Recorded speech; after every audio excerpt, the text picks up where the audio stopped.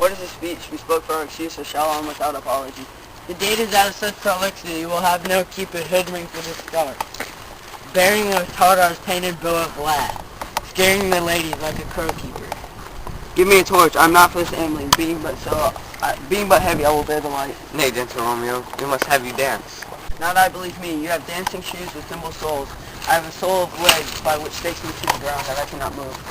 You are a lover, for all Cupid's wings and soar them above a common bound. I'm to soar and pierce with this shaft, to soar with his light feathers and so bound. I cannot bound a paper ball dull woe. I under love's heavy burden do I sink.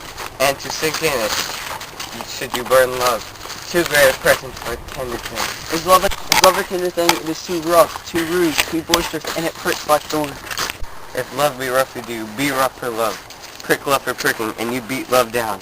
Give me a case to put my visage in, a visor for visor. What care I? What curious eye doth quote deformities? Here are the beetle brows shall blush for you. Come knock and enter, and no sooner, but every man to take him on to his legs.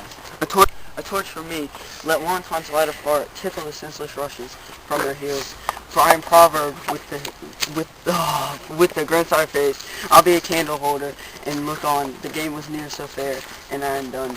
Tut, dunce of mouth, that can stay with on words. If thou art done, we'll draw thee from the mirror of this sir reverence love, wherein thou stickest up to the ears. Come, we burn daylight. Ho!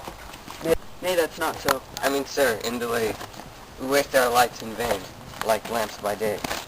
Take our good meaning, for our judgment sits 5 times in that ear, and our 5 wits.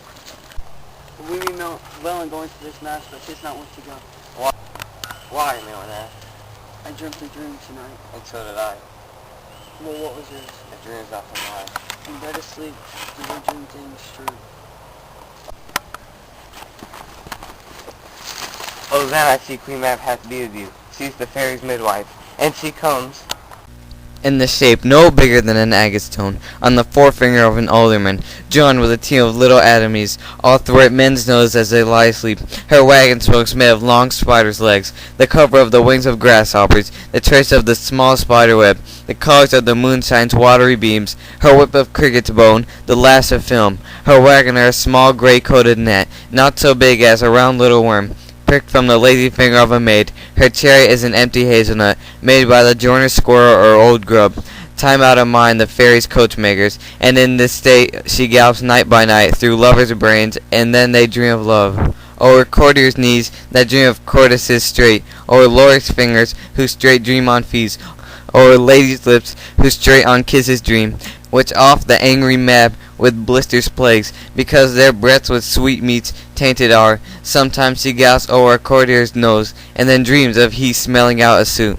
And sometime comes she with the pig's tail, tickling a parson's nose as a lies asleep. Then dreams he of another benefice. Sometimes he driveth o'er a soldier's neck, and then dreams of he cutting foreign throats, of breeches, ambuscados, Spanish blades, of hell's 5 fathom deep, and then anon drums in his ear, at which he starts and wakes, and being thus frightened swears a prayer or two, and sleeps again.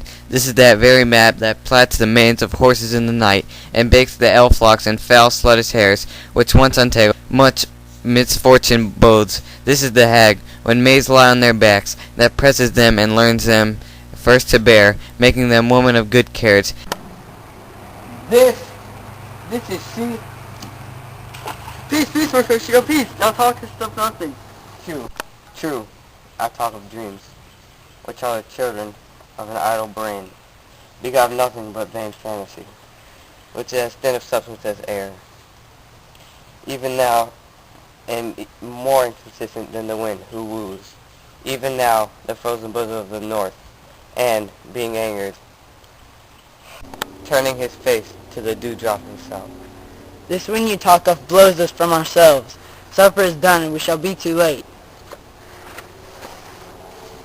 I fear too early for my mind misgives. Some consequence yet hanging in the stars shall bitterly begin his fearful day.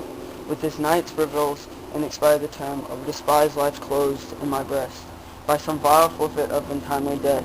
But he that hath the steerage of my course direct my sail on lusty gentlemen. Strike drums!